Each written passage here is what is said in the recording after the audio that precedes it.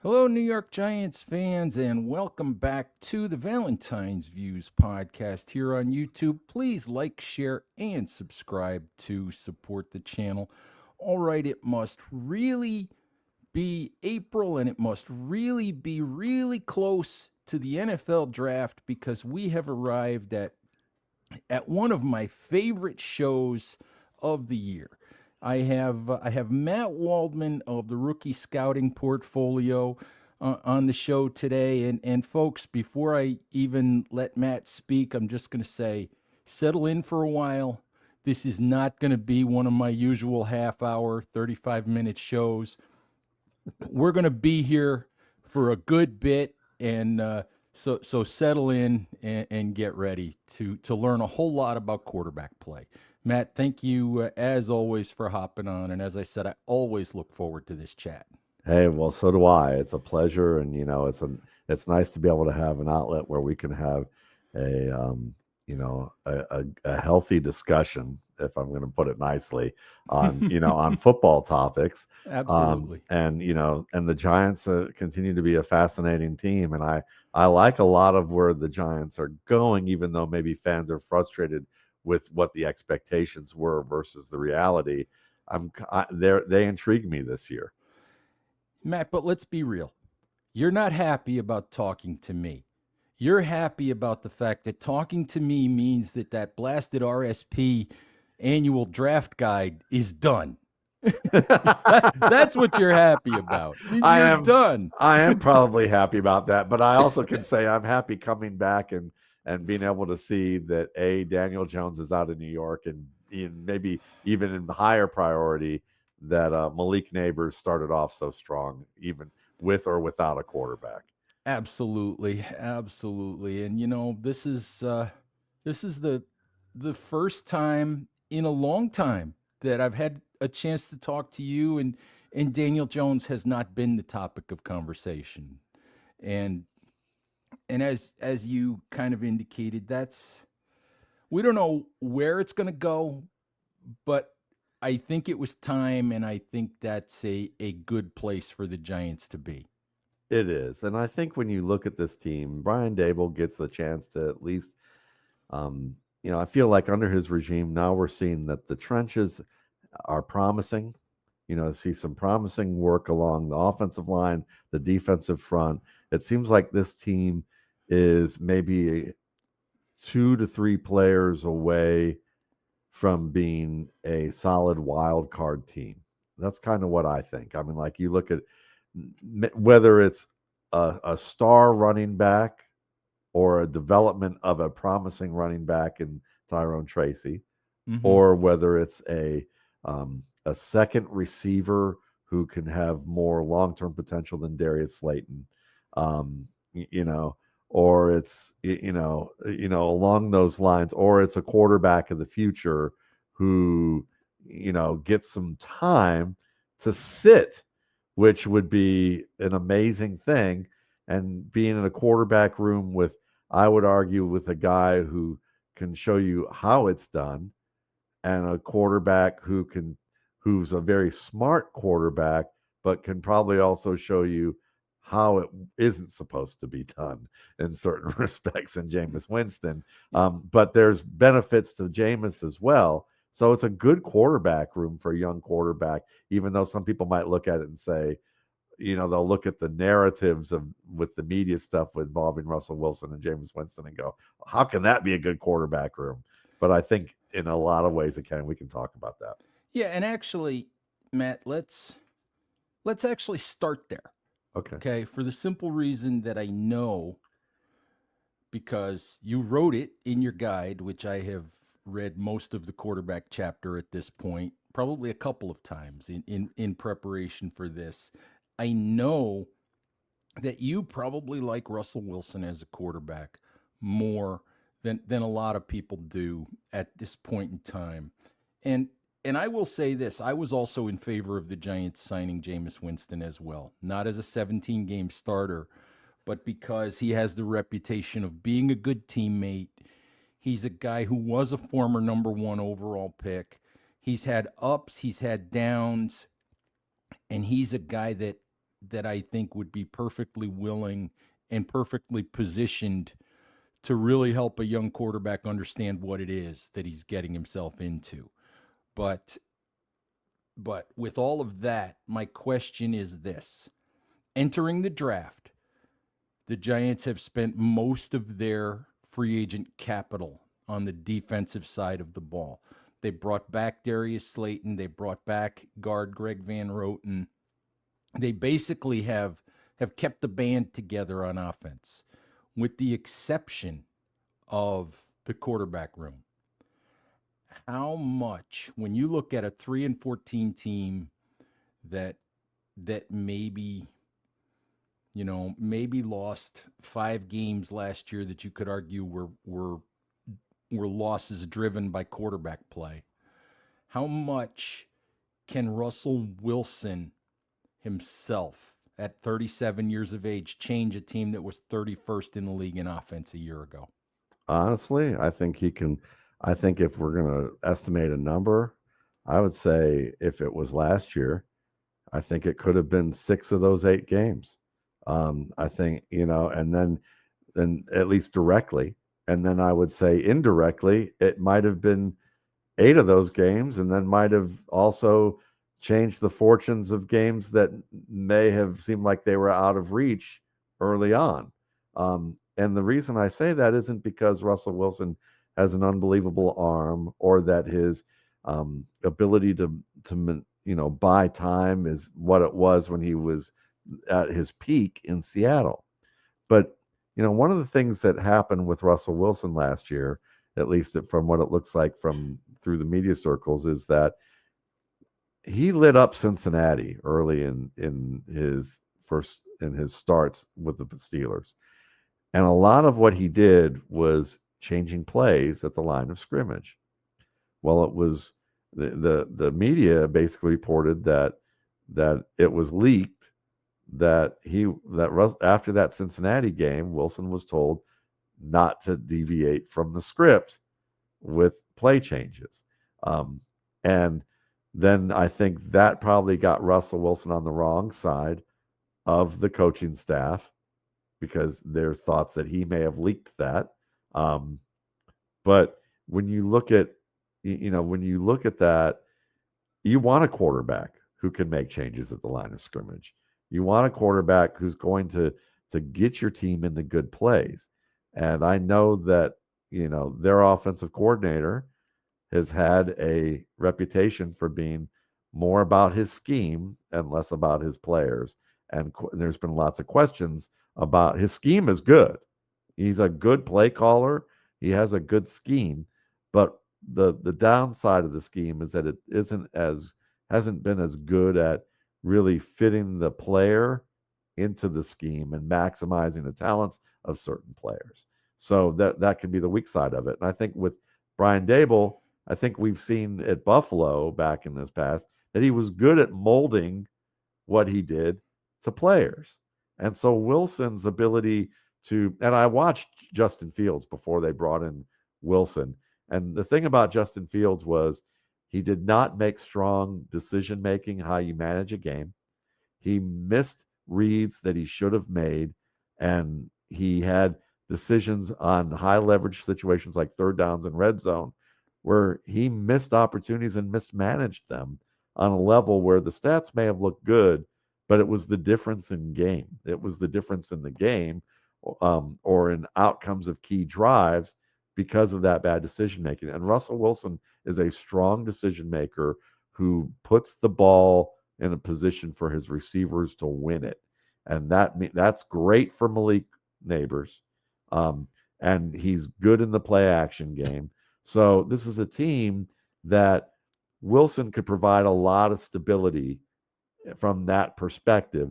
It's just that he's not well liked because he has been a bit of a me type of guy, or maybe not as much of a rah-rah team guy as Jameis Winston has been. Mm-hmm. And you're right. Like I heard scouts talk about that Jameis Winston in interviews and interviewing people around him, that the conclusion was that Jameis Winston could lead his team off a cliff and they would gladly follow them. The problem is that they're worried that Jameis Winston would lead your team off a cliff sometimes. Yeah, yeah, he would do that. He would take the dive just to see what would happen. Yeah, yeah, But yeah, the flip side of that, I think where you were headed is there's probably people who aren't sure that because of Russ and some of the things that have happened that aren't sure that people would follow Russ.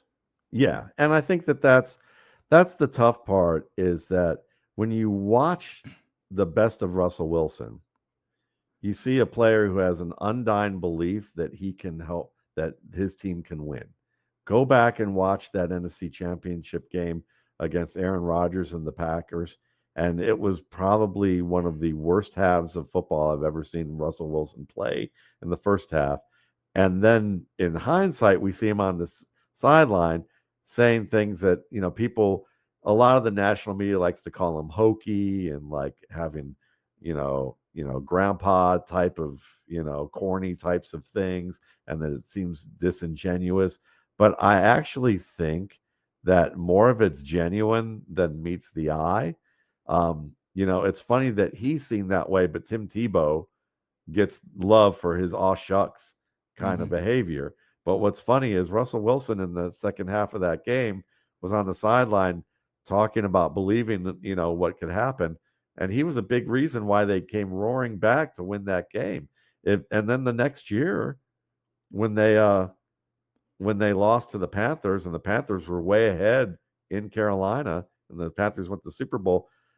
uh, Really, if you watch the second half of that game, the time ran out in the game, but it was Russell Wilson was basically breathing down the Carolina Panthers' necks in terms Mm-hmm. of how fast they came back. And so when you look at a player who has that kind of ability, who can create big plays but also limit the bad plays, I think that that's important. And there were some things that, yeah, certainly maybe he's not the guy who was a great player in the locker room, and there was much talk about how he had set up an office, had his own office in the Broncos facility. Well, Peyton Manning did too. He had a little palace in that area, and there's things there that I can't talk about, but um, I would say to say that Peyton Manning, that Russell Wilson got this treatment and they gave it to Peyton Manning. I know that Peyton Manning's probably considered a better quarterback, and I think he earned that. But it still is a bit of a double standard. Russell Wilson is a Super Bowl winner. He's taken teams to, two teams to Super Bowls, and was on the brink of a second one, and and really not too far away from a third Super Bowl opportunity. So I would say he's a good player as long as you're, and they're putting him on a 1 year rental, which says to me they believe he can be their high end starter, but they don't want to overinvest, and they're probably scared off by what happened in Denver. But if you, Sean Payton didn't want him there. Right. Sean Payton's a Parcells guy, which Right. is I have my guys, Mm-hmm. and Russell doesn't fit that. But at the same time, when you look at the beginning of the Broncos season that year, he actually had a ton of drop passes, and had, and you look at I charted those games.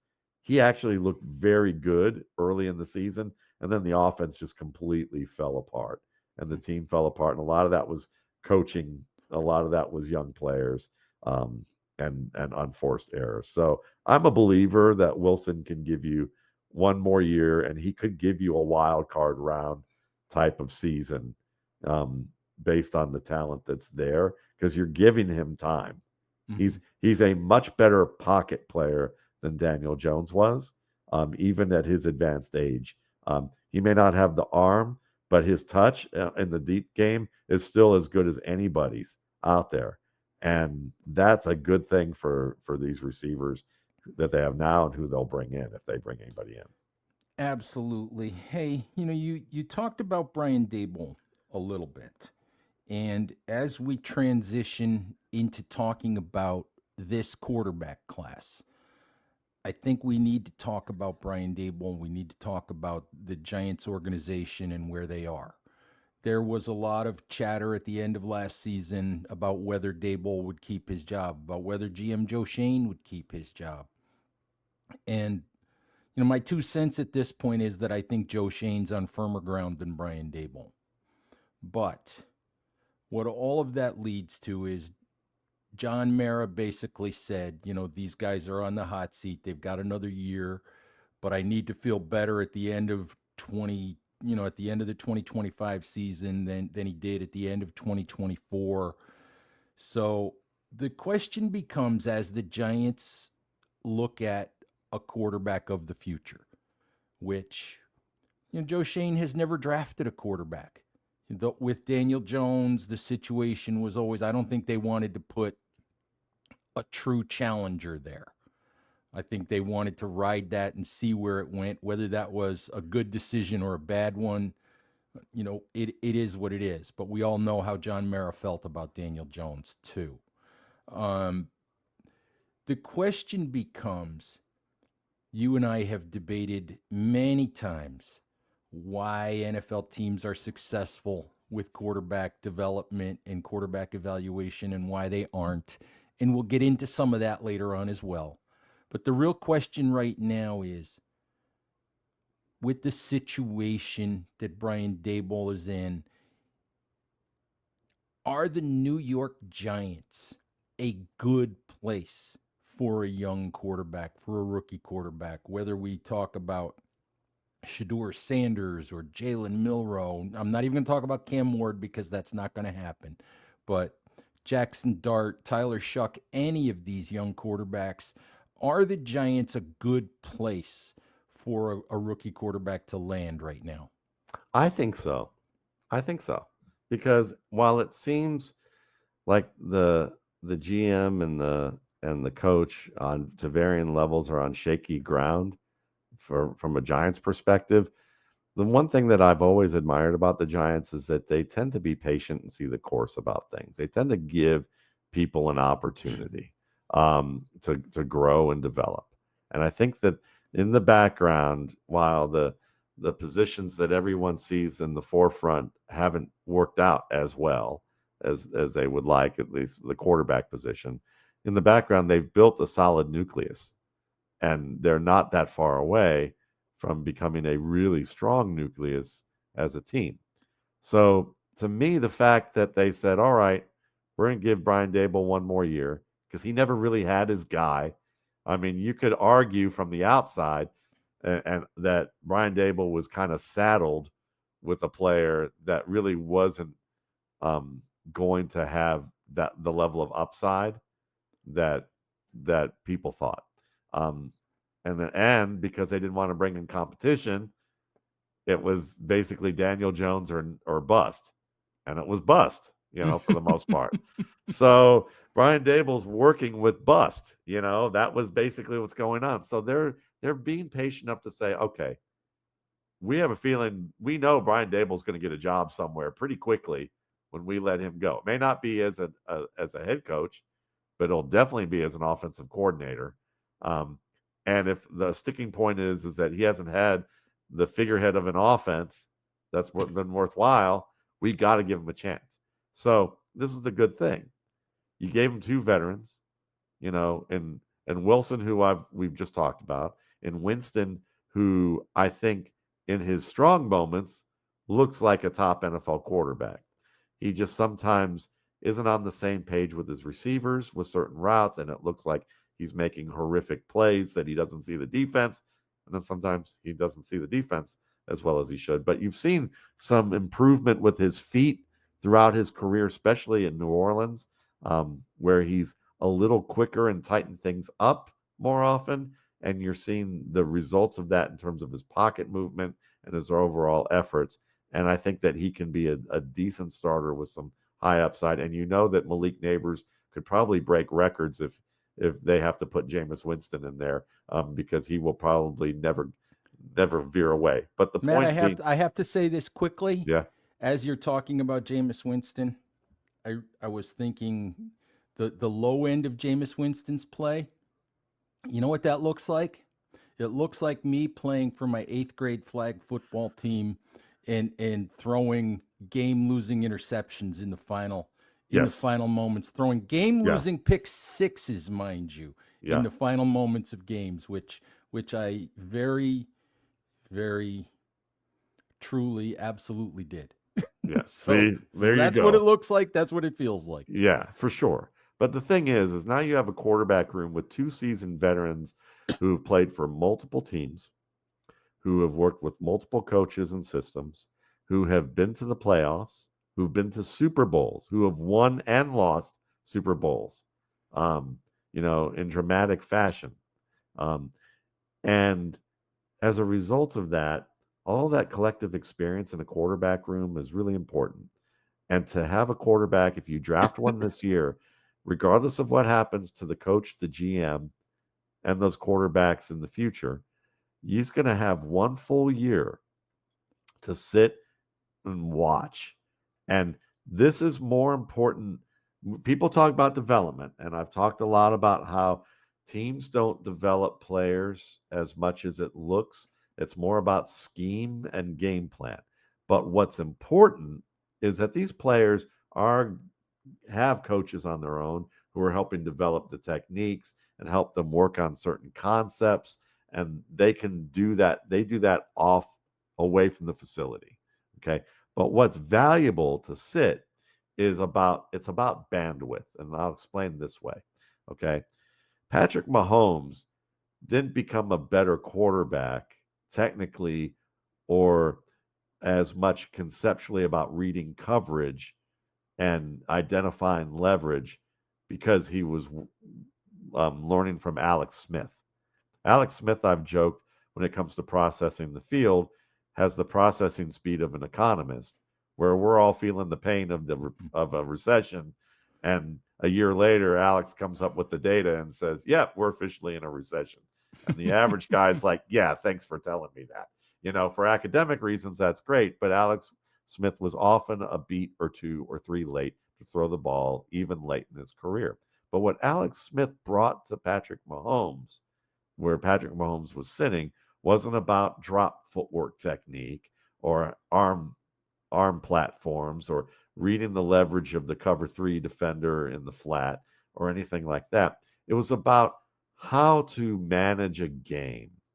What do you do in the red zone?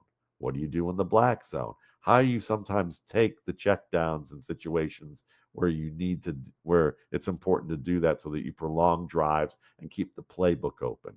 When you make a mistake, how do you react? When your teammates make mistakes, how do you react? When you're preparing in the quarterback room and preparing each day in the facility, when do you come in? How do you work? How do you attack what it is that you have to work on for that week? What whose advice do you get in the quarterback room and manage that room to kind of get the best out of all those things? And on top of that, while you're watching all that happen, you're having time to adjust. You don't have to deal with the media in your face about you as a starter. You don't have to deal with the additional complexities of coverage disguises and athletic ability of opponents. And meanwhile, because you've making all this money now, you can have a little bit more time to focus on getting your training set up, your house set up, your relatives in a level of perspective that they need to probably have, knowing that now you are like the probably the richest person in your extended family, and you have to deal with some people coming ask you asking you for things that maybe aren't realistic or have or you want to help people out. And these are all things that take up bandwidth. And if you're starting right away and you're in a much more difficult league and you still have things to work on that you're working on, but on top of it, you don't have any leader mentorship to see how it's done at the NFL level, the preparation and the reactions and the management of the game, and you don't get a chance to see that, and you're relied on to do all that. When your bandwidth is taken up and overtaxed, suddenly things that you were good at, you're no longer good at temporarily. Suddenly you're missing blitz reads that you shouldn't. Your footwork gets sloppy. Your timing is off by a beat or two. And now you're throwing interceptions. And now more of your bandwidth's taken up because folks like Ed are going to be asking you questions in Never. the press conference, asking you about certain things, and you're like, and there's 20 guys asking you questions, and then there's another 50 to 100 who are all around the country talking about you on national TV, and your coaching staff has to react to that from an optics standpoint. And your So teammates are looking at you sideways. exactly. So when you have a year off, and you can see even Jameis is probably going to go, look, I've been here. This is what not to do because I did Mm-hmm. it. Mm-hmm. To and so Russell Wilson being able to say, do stuff, and even just watching Russell and going, okay, this is how he prepares. This Mm-hmm. is this is what this is how he manages a team. Here's what Winston does as an on-field leader that I really love. And Russ says, yeah, maybe that's a little hokey for me, but I can see how Winston does this. So let me take what the corny grandpa does on this side if I'm joking about Russell. And here's kind of what the wild child over here that everybody wants to follow off a cliff will will say, and I can kind of figure out my style Mm-hmm. where it fits me. So you're getting a lot of opportunities here, and then all that bandwidth to just keep work is saved to continue working at your craft behind the scenes.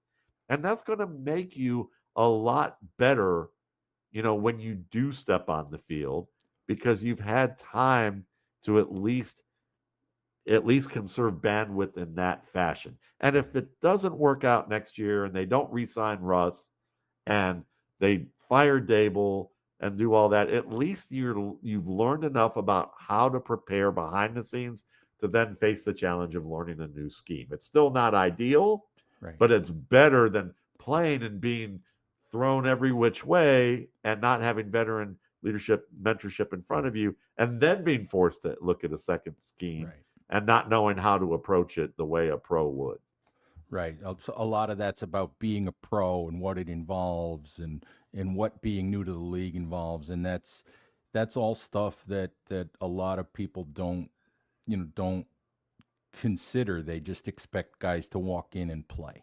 Yeah. But see, folks, I told you that you were going to be here for a while. We We're just had almost one episode. we're almost a half an hour in, and we have not yet even gotten into some of these draft prospects yet. So let's actually start to do that. And Matt, I have to start with the guy that everybody wants to talk about in this draft class. With the guy who's sort of the biggest story in this draft class in terms of where he goes, and whether the Giants are going to take him, or whether he's going to fall, or whether he's going to be a bust. And that, of course, is Shedeur Sanders. And I just want to read you something quickly. Um, Tyler Dunn at golong.com, does a fantastic job, subscription website. Sure. And he has Bob McGinn, longtime NFL writer, does his sort of anonymous scouting theories where, and This is very entertaining. it Yes. is very entertaining. And, these guys are anonymous, and I don't even know if, some of these guys may not even be working in the league anymore, but you get, the commentary that you get runs the gamut. And here's one of the things that a scout told Bob McGinn about Shedeur Sanders, and I just sort of want to put it out there to sort of set the baseline for talking about Shedeur. He said, if you draft Shedeur Sanders high in the draft, number 3 for the Giants, of course, he said, you're just setting yourself up for failure. Period. He said, you're just setting yourself up for failure. So I know that Shedeur is not your top guy, in your draft guide. Just talk about Shedeur and what he is, and where you should draft a kid like this, and we'll just dive into Shedeur for a little while. Sure. Um, Mind if I talk about that comment? Absolutely. As this, okay. I find that oftentimes these are very entertaining bits, but sometimes they're not worth the air that that it takes to get them out. Um, and I think that's because um, there's no name behind it. Um, that's often very dismissive. Um, and also, let's just talk about scouting because the variation of a good scout to a bad scout in the NFL is wider than it is in terms of how people value receivers in the NFL because there are three different positions wrapped up in one with a wide range of applications where one team might have a guy as a second round pick graded because their team needs that type of player, where another one might have him as a sixth round pick. And when you look at scouts, the thing is that as I had someone that has been a subscriber of my work since 2007, who has worked, he's no longer in the NFL, but he scouted for four teams. He has a master's degree in biomechanics.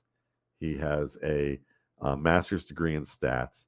He's been hired by probably, I think, 29 of the 32 teams, um, directly by GMs. And he's done it in the fields of scouting, analytics, and working with a variety of things, whether that's RFID data to player archetypes to working with scouts and helping them use analytics because the scouts actually respected him as a scout who happened to also be a very high-end analytics person. And this is not, no offense to PFF, they do great work for the fan base and for the public. Um, but this isn't a guy who got a lot of his work from a quality control coach from one team and then sells it as if they have the ear of the NFL when they force feed their grades to the league. Mm-hmm. And the league generally tells each other, yeah, the grunt work that they do for us is good, but they're going to make you take the grade package and whatever. Mm-hmm. But then they sell the grade packages if this informs the NFL. I hate to bash them that way. It's not so much to bash them as to differentiate with this player because again they do a lot of good stat work and they have a lot of good commentary and fantasy work and things like that over at PFF. There's a lot of great people there. But I would say that the sales aspect of it, they sell a little bit more their connection to the NFL, Mm-hmm. the value of it, than the gravity that's really there. Whereas this guy I'm talking about was directly hired by GMs to consult on these levels. He has the highest decision maker's ear outside of the owner.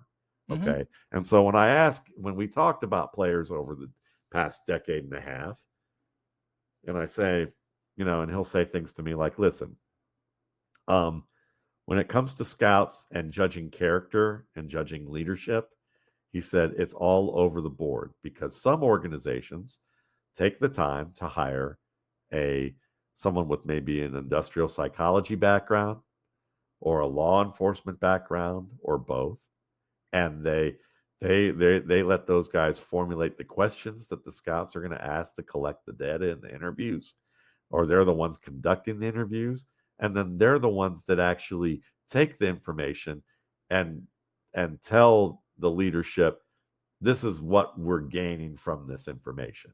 Here's how we do it. Other teams will don't have any of those guys or have them, but they let the scouts ask the questions the way they want to ask them, which may have no expertise whatsoever and may come across as confrontational or crazy, or it or they allows them to editorialize the information and not apply a level of expert analysis that to it and come to conclusions that are nutty. Um, and so what happens is that sometimes you have things like I've told this story once, and this was an example shared with me is that and he didn't share the player, but a good example is that you could get one scout who goes to a school, interviews the recruiting director, interviews the players around this player, interviews the coaching staff, and he finds out that this kid likes to go out every night. Now, there's three levels of examples of how this plays out. You can hear that and not substantiate it and come back to your team and say, this kid parties. We don't want him. He's not going to be a good leader. He's not mature. Maybe a scout with a little more experience and savvy actually goes to the nightclub where he found out where he likes to visit, the kid likes to go. And he asks the bartender or the cocktail waitress, do you see this kid here? How often do you see him? Finds out every night.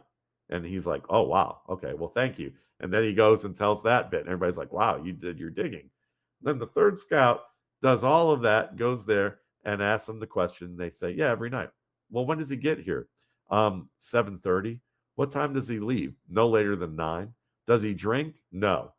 Does he bring something with him? Yeah, he brings a bottle of water every time he comes here. He's with the same 3 fellas. He buys some ladies a drink or two, talks to people. He never leaves with anybody other than his friends, and he's out of here by 9, and we've never had any trouble from him. And he's just a fun guy to be around. He just likes to visit with people that he talks that he's friendly with, and he's out of here, early. You look at that and you go, not only does he have a public persona and understand how to do that, but he's disciplined enough in this environment where I've seen guys at the University of Georgia set up gates, like little crowd control gates at a bar, and literally have women like waiting in line, and the way that they talk about what they're going to want to do and what they're waiting in line to do for them is not exactly what you would say is great optics. Not exactly wholesome. It's not exactly wholesome. So they might be the envy of several men in this, but of young men who are in college. But it turns into more of a Deshaun Watson type of scenario where there's an expectation of what a famous athlete is allowed to do or get away with. And so these are the wide ranges of things. So when I see that kind of commentary, I always feel it's important to say, well, I don't investigate these guys, but I know that there's a lot of variation of what good investigation is. And from what I see on the field with Shedeur Sanders, is a player who certainly understands that it's on him to drive this offense. And so sometimes he makes conceptual mistakes where in the black zone, deep inside his own 20, or in the opponent's 20 of the red zone, where maybe he takes on more than he should and tries to make hero type of plays that he should avoid. But is that the question becomes, if you interview him, would be, is that because the coaching staff has asked you to take that on, and knowing that you're kind of an underdog in every game, and that and that we need you to try and make big plays, and they're okay with that? Or are we seeing that this is more about him trying too much when he shouldn't?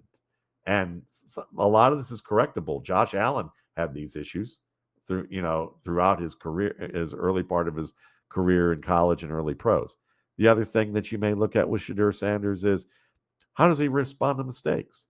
When he misses leverage reads or a coverage read, and he puts the ball in a situation where a peripheral defender can make the play, or that a defender who's in that area of coverage baits him into the throw and defends the pass or makes an interception, what does he do later in the game when that same baiting happens again, or the next week when the defense tries to bait him in that? And from what I've seen, he corrects it. He's actually he makes the right decision. He doesn't make the same mistake multiple times in some of those situations where coverages try to bait him. He can, so when I see that, and when I see how he plays the game, and the fact that he's got a father who, listen, Hall of Fame player who's been through the gamut. I lived in Atlanta, Georgia for much of my life. And I even waited tables on Deion Sanders when I was a young kid.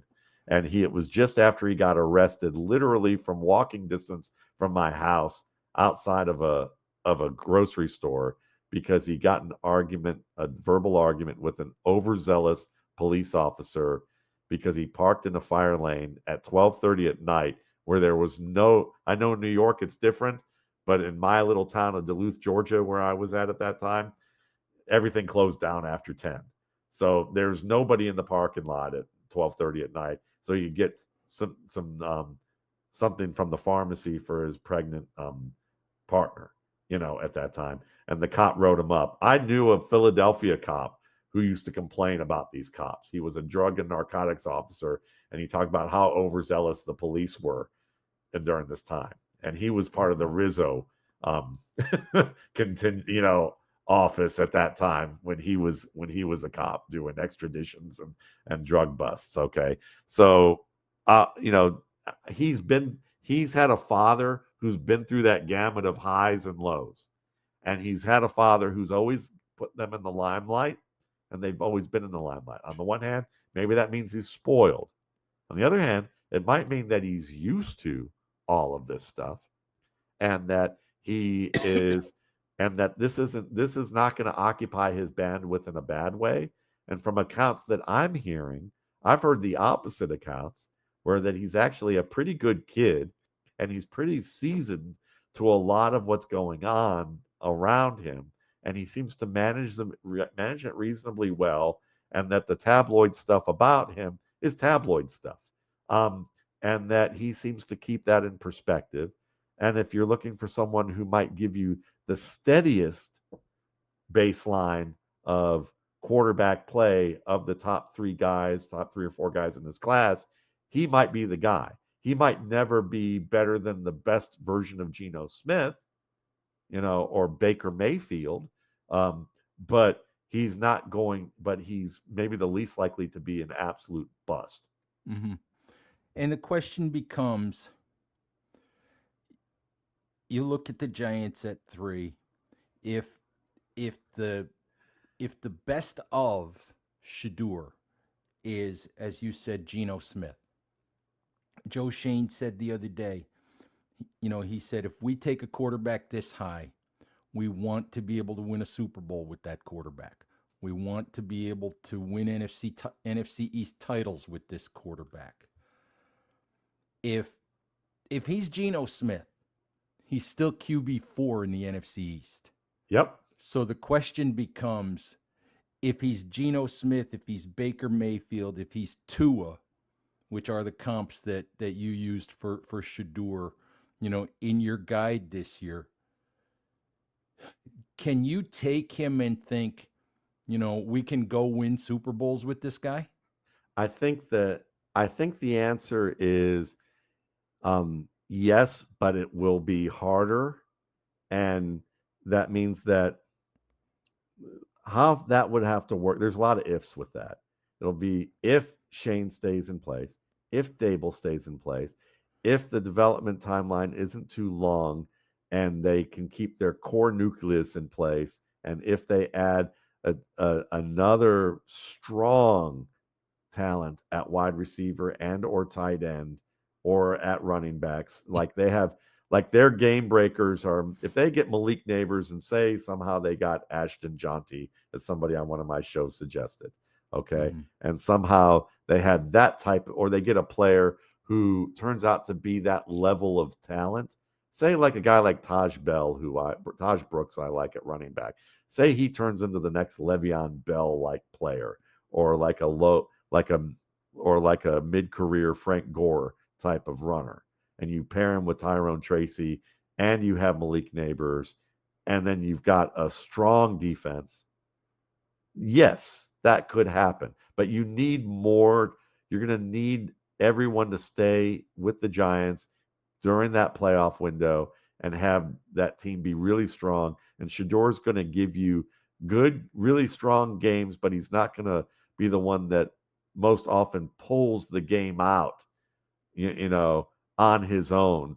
He's gonna be the manager of that. It's gonna be more of a high end Jimmy Garoppolo type of situation. So the answer is it the wisest pick for a quarterback this year in the first round? I would say no. Um, but there is a guy we're going to talk about that I think if you're going to look for that upside, who might be able to win Super Bowls for you, there Jaylen Milroe might be that I guy. was I was almost hoping that you didn't mention the name yet because I wanted to go there. Sorry about that. So no, it's fine because we were going to talk about Milroe next because I know what your guide says about Milroe, and it's interesting. If you don't have Matt's guide, folks, pay the money, pay the money, get the guide, learn. But where Matt's guide is really interesting, there are people, and I'm not going to read you the quote from the anonymous McGinn scout this time, because I don't want you to go off again. But you have Jaylen Milroe as QB2 Yep. behind Cam Ward. And you wrote basically that if you had a little bit more information about a particular couple of types of throws, that you could easily make an argument that your charting would put Milroe as QB1 Yeah. in this class. And you also wrote, and I'm going to quote you on this one All for right. folks that haven't had your guide. You wrote, if I can find it here, you wrote Milroe is the only quarterback. If you're a decision maker, if you're a GM, you wrote Milroe is the only quarterback I'm considering in the first 3 rounds of this draft class. And Yeah. so he's your guy. He's your bang the table guy in this class. And we have to talk about that because there are scouts, there are guys, there are analysts who think Jaylen Milroe can't play quarterback in the NFL. Yep. So let's talk about Jaylen Milroe and let's talk about why beyond the 4.37, why you think, he's the bang the table guy who could be, the best quarterback out of this class. Sure. And I think I'm going to have to give some context about, you know, why, Ed's saying, you know, pay the money and buy the book, because this is what I do. Most people who are in this space who do draft guides and do draft content, they're oftentimes reporters who are talking with scouts and GMs and coaches and trying to get a feel for where guys are going to get drafted, and they combine where the guy's going to get drafted with what I think of the player's talent and how that might fit. And that's very realistic and it's very important. And I do that in my post draft edition of the book. So I have a pre draft that came out April 1st. And when you pay for that, you get the post draft afterwards. Now, the post draft is more fantasy oriented, but it talks about fit. It analyzes every depth chart and who the players are that are existing on it and their contract lengths and things like that. But I share all that with you because the pre draft, I like to look at unvarnished film study talent based on what I see there. And in the past, what I've become known for over the years is talking about players that people thought were high risk when I thought they weren't high risk at all. Lamar Jackson got the same treatment. Lamar Jackson was my number 2 quarterback in that class, who I talked about having the best pocket management and skills as a thrower, and especially how good he was in the middle of the field. And it didn't seem until about last year when Peyton Manning went on his show on Monday Night Football talking about how he was a great pocket player. Lamar Jackson was a great pocket player, that suddenly the mass media came around on this. This is something I've been saying since he was at Louisville. Okay. Um, Patrick Mahomes was largely seen as the third or fourth best quarterback in the class. I saw him as a generational prospect. You can go to mountwaldmanrsp.com and look up Lamar Jackson scouting report or Patrick Mahomes scouting report, and you'll see word for word why what I've talked about them played out the way it has. Now, I'm not always going to be right. I've certainly missed my fair share of guys on a regular basis, but I've done enough with quarterback play, and it's a hard position to scout, that I've had guys like Will Hewlett, who is a quarterback coach who works with Caleb Williams, who works with Anthony Richardson, who works with Brock Purdy. And I gave him my Brock Purdy scouting report before he started working with Brock Purdy. I had Brock Purdy as a guy who could become a future starter. I didn't think it would happen this fast, but when you land on a team as with a great nucleus like San Francisco, you don't have to think about what everybody else is doing wrong. You can level up fast. So when you look at Jaylen Milroe in that context, and the fact that I like Jaylen Milroe, you have to understand that I'm grading quarterbacks on a level that I have quarterback coaches, I have scouts, and people who look at my work and value that work, especially from a quarterback perspective. And it's not all the named guys. And I'm the same guy who would say that about those players and say, nope, Zach Wilson is not the next it thing. He's not remotely close. And I don't understand that. Or Malik Willis needs time and a lot more than what we thought. Or Will Levis is not that great. Or Baker Mayfield is a Pro Bowl Jeff Garcia and not a Baker, and not, the next Drew Brees. Now maybe he is going to come close to becoming that with the nucleus that he has now, but it's taken him a while, and he had some real lows before he figured that out. So I want to share all that to give you an understanding that, you may still think I'm a goof for talking about Jaylen Milroe this high, but there's some history behind that has worked out and how I study it. And so let me tell you why. With Jaylen Milroe, one of the most important things with quarterback play is processing. And the NFL is still very woefully behind on how it studies how players process information. They have the S2, but that really worked out well with CJ Stroud early on, didn't it? And then we talked about Bryce Young being a bust, and suddenly Bryce Young is taking the Chiefs to the limit, in the middle of last year and starting to come around. Processing is hard to get on a whiteboard. Processing is hard to determine with a hand taken test or some sort of visual test. Processing is really not just whether you identify things quickly, but it's just as important about how fast you react to what you see. Alex Smith identified things quickly, but as I joked, as in the economist of as a thrower, it took him 2 to 3 beats longer, even late in his career, to react to it. And that meant the throw was either inaccurate, behind the receiver, in tight coverage, and the receiver had to make an extra adjustment that made it more difficult. And you might even say, arguably, it was a bad throw, or he couldn't throw the ball at all, and he had to check the ball down in a situation where it made no sense to do so, or taking sacks. So when you look at Milroe, what Milroe does that I have not seen any other quarterback in this class do is manipulate defenders in the middle of the field while processing multiple elements of obstacles or potential paths to success at the same time. I'm going to give you a perfect play example against Georgia, who was recognized as being one of the best defenses in college football for the past 3 to 5 years. There's a play, and he carved them up both times, by the way. And it wasn't just as a runner; it was very much as a passer too. There's a play where they run mesh. We all know what mesh is. I think you have receivers working from opposite sides of the field, crossing the field together to try and mess up the defense in the middle of the field.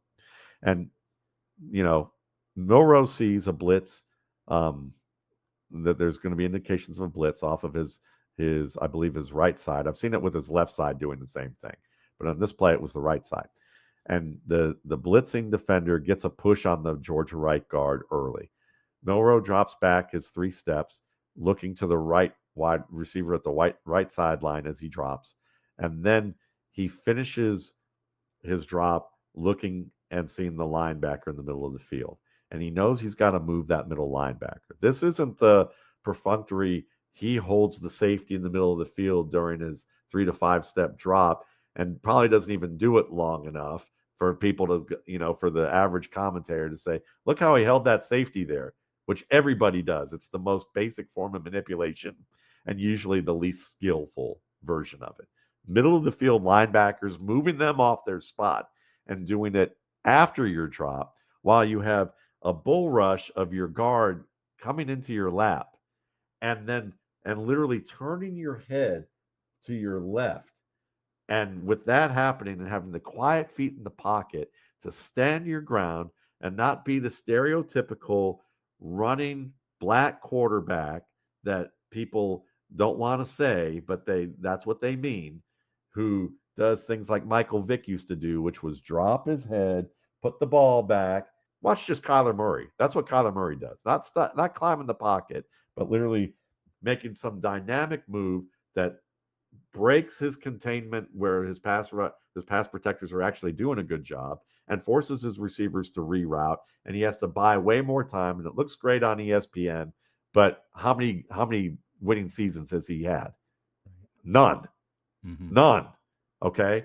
And when you look at you look at Lamar Jackson, Patrick Mahomes, Russell Wilson, guys like that, they can move, but they can be efficient, and Milroe's efficient. So while he's dropping back, bull rush in his lap, coming into his lap, he still has the time to make a little adjustment, turn his head, move the linebacker, and as soon as that linebacker takes 2 steps, he has already got the ball coming out to the right side of the field, hitting the mesh receiver 15 yards downfield pinpoint.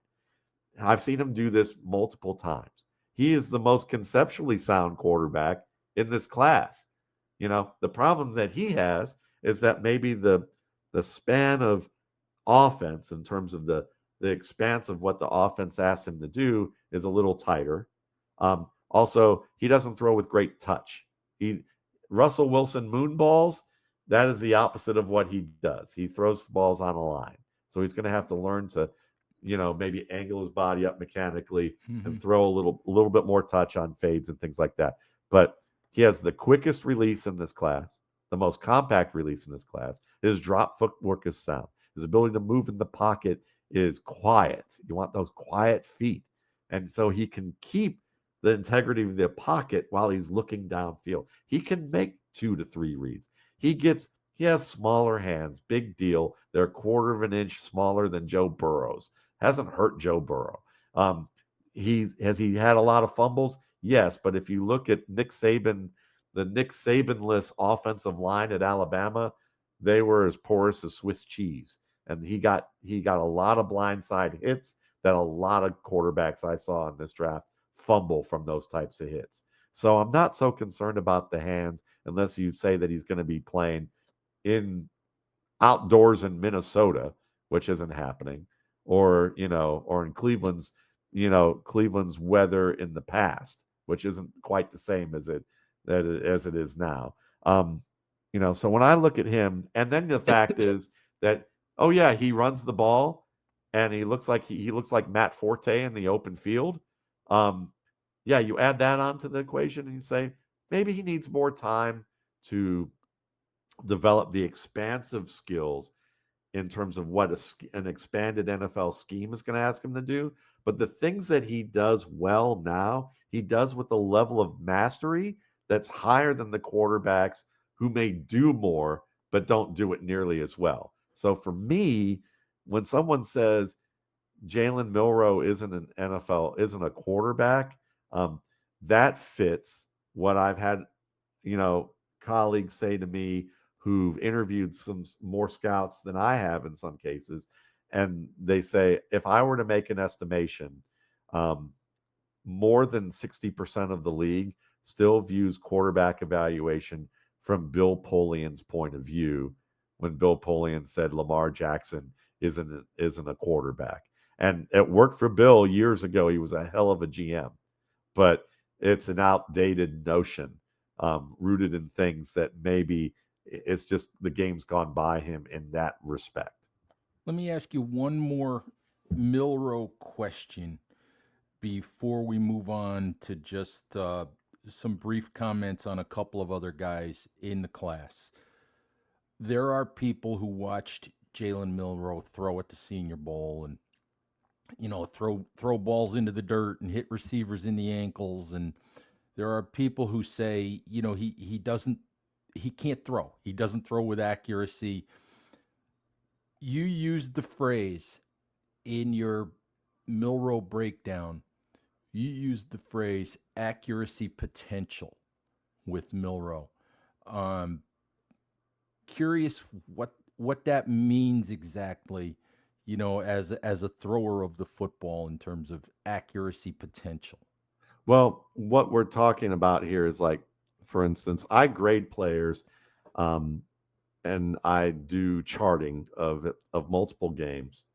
I watch a lot more games than I chart, but I'll chart a sample size of games where I look at every throw, and I have category thresholds for where they throw. Like, are they throwing to the short middle of the field, the short flat, the short sideline? And I do this in increments of distance, um, of every 14 yards. So it's short middle, intermediate middle, vertical middle, deep middle, and then each of those ranges in the flat and the sidelines. And then I'm also looking at whether they're throwing under pressure, whether they're throwing on the move, whether they're throwing on the move under pressure. Is it opposite field? Is it opposite field under pressure? It's literally a blinding matrix on an Excel sheet of hundreds of possibilities here that we're looking at. And I'm grading whether they are pinpoint accurate or whether they have general accuracy or whether they're inaccurate or whether they have the velocity needed on that throw. So what I'm looking for here is, pinpoint is based on the route type, based on where the coverage is at the point that he's going to let the ball go, and where the ball should be placed in that. So if the receiver has to make an adjustment, it's a back shoulder play. Well, if it's a good adjustment, um, if he throws it where the receiver can make a healthy adjustment to the ball, that's pinpoint, even though he had to make an adjustment.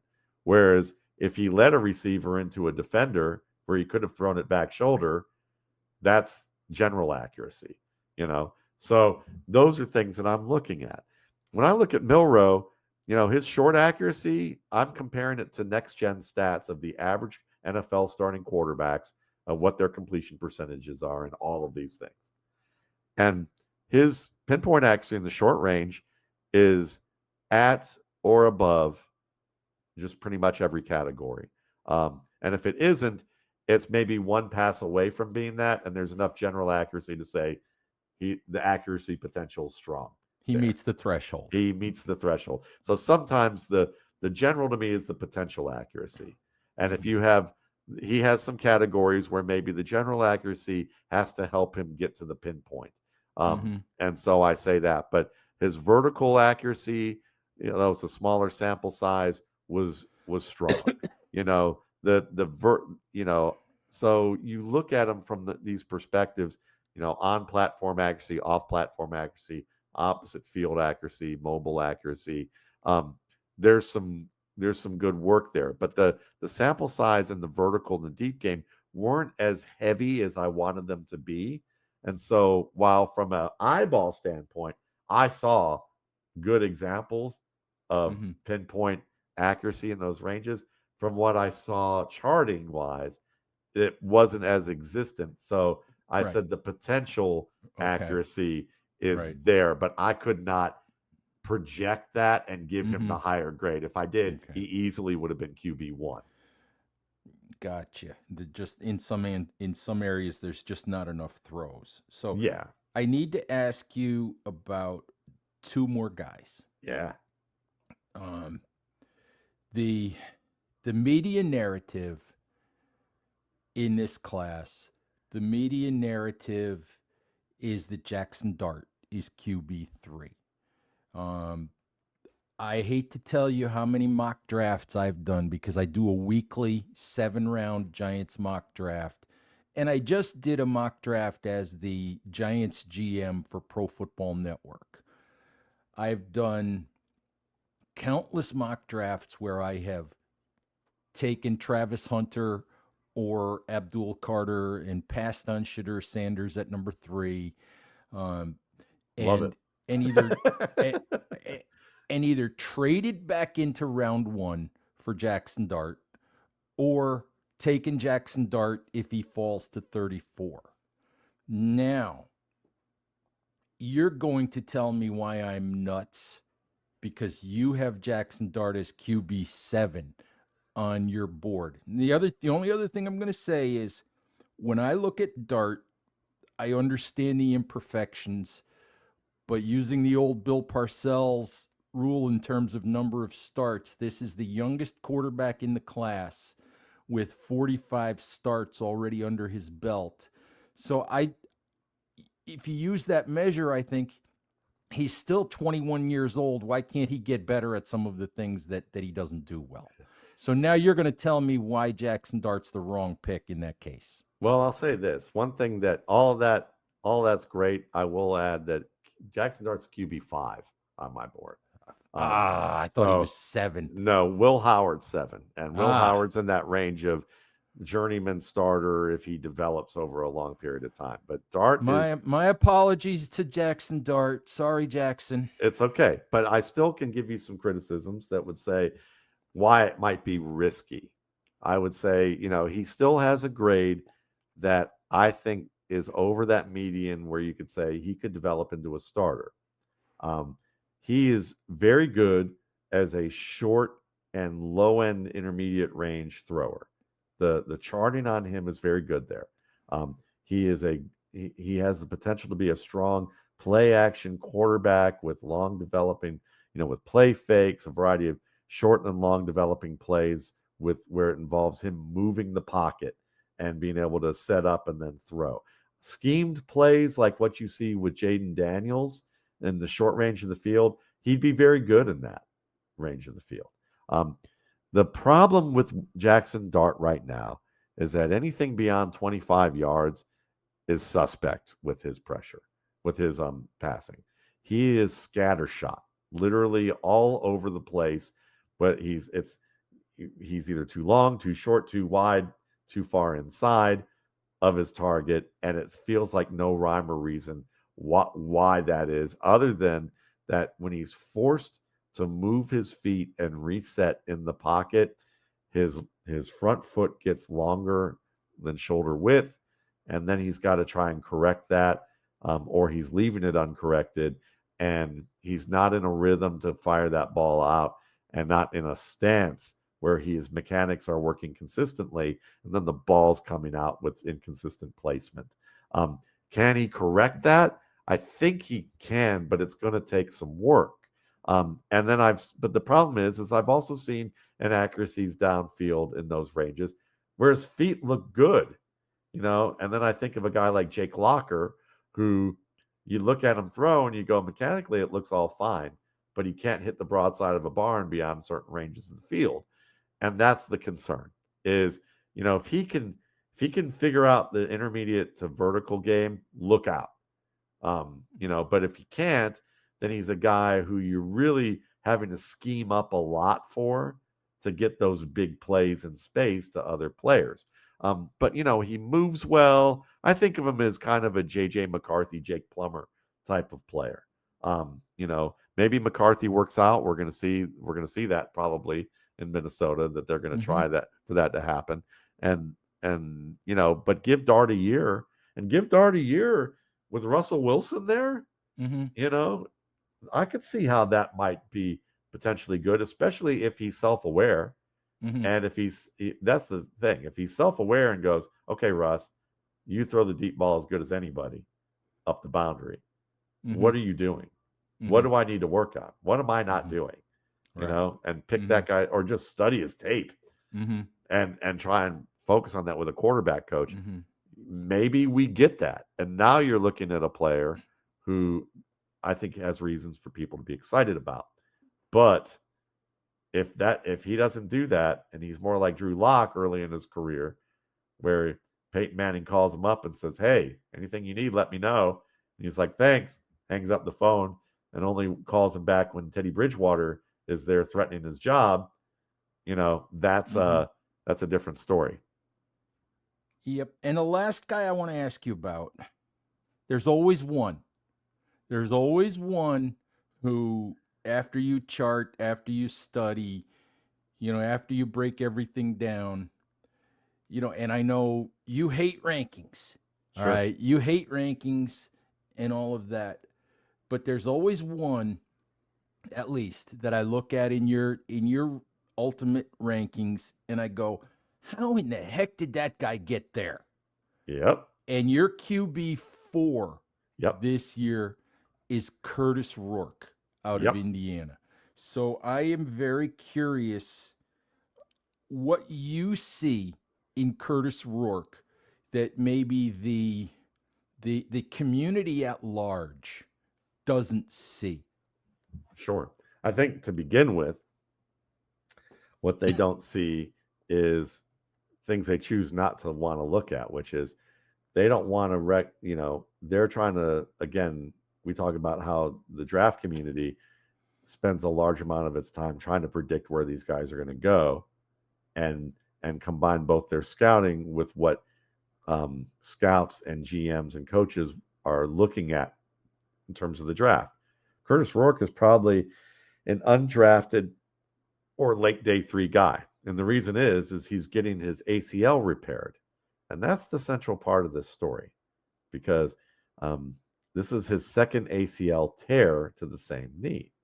Mm-hmm. Now, this was announced in January that he had a torn ACL, but he didn't tear his ACL in January. He tore his ACL in August. And he played the entire season on a torn ACL, and he led them to the NCAA playoffs, and he had a huge season, you know, and he did it against some good teams, and he picked apart some good teams as a pocket quarterback who could move in the pocket and get, flush, roll, climb, and be accurate in the short, intermediate range and some of the vertical range of the field. He has a decent arm who, in terms of being able to throw down field, opposite field with accuracy. And he did all this on a torn ACL of a knee that he tore 2 years ago. Now, people go, 2 torn ACLs, that's bad news.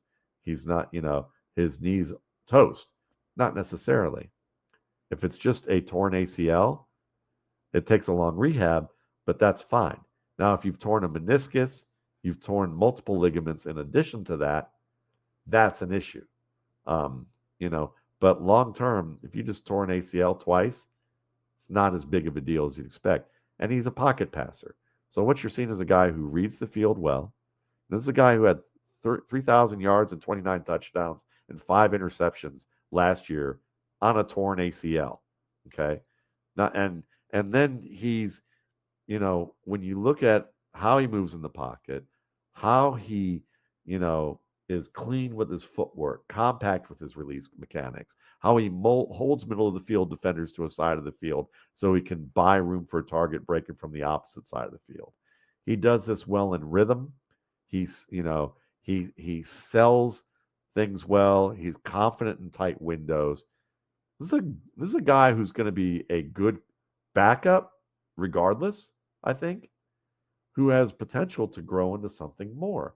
Brock Purdy was that guy that I thought was going to be had a chance to be a journeyman starter and had as my QB6 that year, Mm-hmm. and he was Mr. Irrelevant, Mm-hmm. So, you look at this. To me, what's most impressive is this guy's tough as nails. And Mm-hmm. if the medicals come out and say, yeah, it's just a torn ligament and that's it, not torn ligaments or torn meniscus or any type of other tendon issues, you know, then this is the late round guy that a Mm-hmm. team takes and says, let him sit for a year, maybe Mm-hmm. two, and we can turn him around maybe for some a higher draft pick. Or if he really looks good in camp, maybe we do let him compete for one of the top 2 spots on the depth chart. And we might have something here. Mm-hmm. Because he was good at Miami of Ohio, and he was good here at Indiana. And you knew, if I'm guessing, because the team said, he never looked like he was uncomfortable. He wasn't wearing a big bulky brace. He had a small brace on his knee. Didn't have a big bulky brace on. They either didn't know or played dumb to the idea of it. And I think Curtis Rourke was like, look, I'm a MAC, you know, conference player, Mm-hmm. and I know I'm good enough, but I'm Mm-hmm. not. I don't have the brand school name. I gotta play. Mm-hmm. I gotta play to have my shot, Mm-hmm. and he did. So Mm-hmm. looking at all of that, um, you know, I, it's not an unbelievably high score. It's around the same score I gave Brock Purdy. You know, possibly a future starter, journeyman kind of guy who's a good backup, possibly a good starter, and maybe if he continues to grow, even better. But you got to think if he did, I saw all this, and then I found out he tore his ACL. So I'm sitting there going, this is a pretty good quarterback before the ACL tear. If he comes back healthy and can stay healthy, we're looking at a guy who might be in the range of the top three guys in this class. Oh, you never know. You never Yep. know. You know, Matt, the one thing I do know, because I've done the research for the last couple of years, we can talk about all of these guys, but odds are the NFL teams that draft these guys are going to get it wrong. Yep. Odds are they're going to get it Yeah. wrong. So we'll probably be talking about this again next year. Who knows? Who Sure. knows? But yeah, we could spend a whole nother hour talking about why NFL teams get it wrong, and maybe we'll do that sometime. But I think this is a good place for us to call it a day. Maybe I'll have you back if we can figure out time, and we'll talk about the other skill position guys, including that Travis Hunter character over in Colorado. Yeah. So What a combo yeah, that could be here. yeah, he's I look at him and I think he would be a hard guy for the Giants to pass on. Although I think he's coming off the board at number two. Yeah. But if But somehow he didn't, and you had Malik Neighbors and Travis Hunter, um, it'd I think be Russell Wilson could handle that. Yeah, I think so. And you throw him in there at cornerback a little bit too, and see what happens. But anyway, Matt, I appreciate it. Why don't you tell folks where they can get your guide before I let you go? Sure. This is my 20th year of publication. Rookie scouting portfolio is available at mattwaldman.com, just like it's spelled on the screen if you're watching it on YouTube. Mattwaldman.com is where you can buy it. You get a pre-draft and post-draft with it. If you're a fantasy player, that's really the post-draft is something you'll really enjoy. Right now, the pre-draft you'll probably find it even more valuable down the line. And if you just want the straight answers, I do a projections and dynasty rankings for all players that is updated throughout the year, begins in June, and that's available at mattwaldman.com as well. It's the Dynasty Rankings and Projections package. You can find me on YouTube, Matt Waldman, and you can find me at Matt Waldman on X or on Blue Sky. All right, Matt. As always, I love this conversation. I always love Me doing too. this. It's a blast, and I always feel like I know more about quarterback play when we talk that, and more about skill position play when we talk about those guys. So I always appreciate the expertise. I appreciate it, and thank you for indulging me and giving me the room to breathe a little bit and do it. Oh, no problem. All right, Matt, thank you for the time. And Giants fans, thank you as always for watching. Please stay safe out there, take care of each other, and we'll talk to you soon. Bye bye.